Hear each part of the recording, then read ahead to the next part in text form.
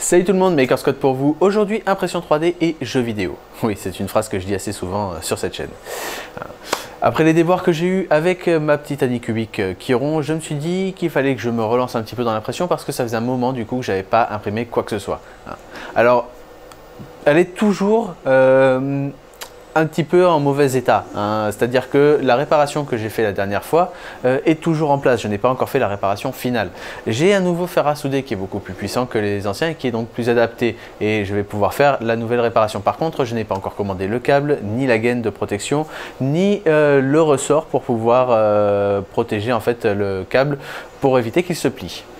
Donc ça, j'attends encore un petit peu. J'ai demandé conseil à des amis qui sont un petit peu dans le domaine de l'électricité et qui pourront me dire un petit peu plus en détail ce qu'il me faut et à partir de là, je pourrai faire la réparation. Mais ça avance.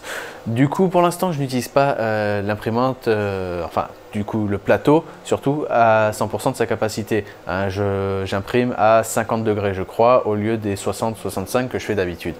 Parce que cet endroit est quand même particulièrement froid, surtout la nuit, donc il faut que je chauffe bien pour que ça maintienne une bonne température.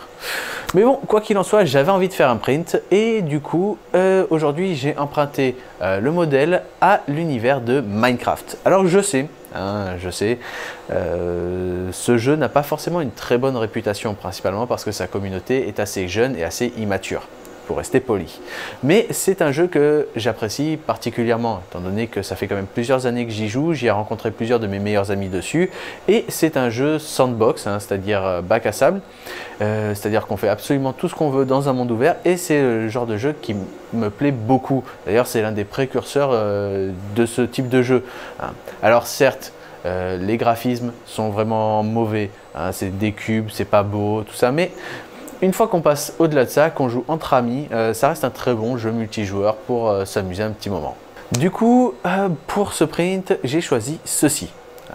Alors, ceci est tout simplement une torche du jeu Minecraft, ça n'a rien de particulier, mais c'est plutôt pas mal comme modèle. Alors, je voulais pas juste prendre un modèle et imprimer pour imprimer du Minecraft. Non, ça n'avait aucun intérêt pour moi de faire ça, c'est juste gaspiller du plastique et au final avoir un modèle qui va traîner sur une table ou sur une des étagères et qui ne servira jamais. Quitte à imprimer quelque chose, maintenant j'ai envie que ce soit utile. Du coup, cette torche, en fait, elle est tout simplement fonctionnelle. C'est-à-dire qu'à l'intérieur, je peux mettre un peu d'électronique, un ruban de LED et quelques fils pour pouvoir l'allumer. Alors certes, elle ne va pas servir de luminaire hein, comme les néons que j'ai au plafond, hein, qui n'éclairent pas déjà des masses, mais voilà, elle va pouvoir servir à faire un petit peu de déco. Et en fait, j'ai envie d'en imprimer plusieurs et de les coller ici.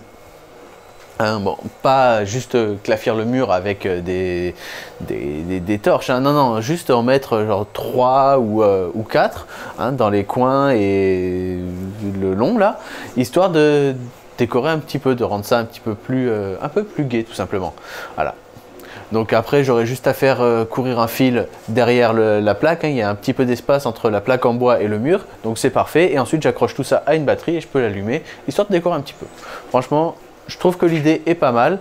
Alors c'est un petit peu long à imprimer, mais ça peut valoir le coup. Bref, quoi qu'il en soit, j'avais envie de faire ce print et depuis que je l'ai lancé, parce qu'il n'est pas terminé, hein, depuis que je l'ai lancé, je le surveille très attentivement. Enfin, je surveille surtout les câbles du plateau, voir s'il n'y a pas de problème.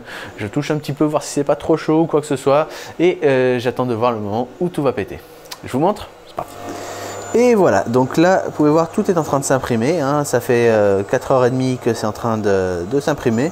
Et l'impression est plutôt bonne, hein, si le focus arrête de faire n'importe quoi. Hein, donc jusqu'à présent, j'ai pas à me plaindre. Hein, le PLA que j'utilise, c'est du PLA doré, hein, de chez Grossiste 3D. Comme vous pouvez le voir sur les bords, hein, ici, j'ai mis un brim. Hein, c'est une extension de la surface d'adhésion du print qui sert en fait à donner une meilleure adhésion tout simplement au modèle quand les couches sont assez fines. Hein, là, vous pouvez voir que les bords sont très fins. Et du coup, ben, ça posait problème parce que les premières fois que j'ai essayé de l'imprimer, cette partie-là partait directement. Hein, le reste s'accrochait bien, mais celle-là, non. Bon, quoi qu'il en soit, pour l'instant, ça s'imprime plutôt bien. Il n'y a pas de problème particulier et j'espère que ça va bien marcher. Donc, niveau impression, on est là à 4h38 hein, et vous voyez la température 192 degrés au lieu de 190, bon pourquoi pas. et 50 degrés pour le plateau. Bon, rien de bien particulier, hein, au final c'est des paramètres assez classiques. Il manque juste une pièce à imprimer que je ne peux pas imprimer en doré, que j'imprimerai en filament transparent. Hein, c'est la partie du sommet qui va tout simplement laisser passer la lumière. Bien, donc comme vous avez pu le voir, l'imprimante fonctionne correctement, il n'y a pas de problème particulier. Je croise les doigts pour que ça continue et que le print se fasse sans encombre. Et voilà, du coup c'est tout pour l'impression de ce modèle. Avant de partir, un petit mot concernant le sondage que j'ai lancé en début de semaine, concernant les 3 projets que je vous ai proposés pour la chaîne, hein, savoir la restauration de la VSI alternative, la fabrication d'un petit jardin intérieur autonome DIY ou la fabrication d'une CNC. Je pensais que la CNC était ce qui allait être le plus demandé, hein, et il y en a certains d'entre vous qui me l'ont demandé quand même, surtout dans les commentaires. Mais pour l'instant, c'est surtout le jardin DIY qui semble être la priorité. Donc c'est une bonne chose parce que la CNC, j'avoue que je ne suis pas totalement à l'aise à l'idée de faire ce projet, ça va être quelque chose de très long, alors que le jardin DIY, je l'ai déjà commencé, hein, j'en ai une bonne partie ici, donc faire ça en vidéo, ça devrait être un peu plus rapide, on aura un résultat beaucoup plus vite et au final, ça me laissera le temps de travailler, ou du moins d'apprendre pour pouvoir faire un meilleur projet CNC.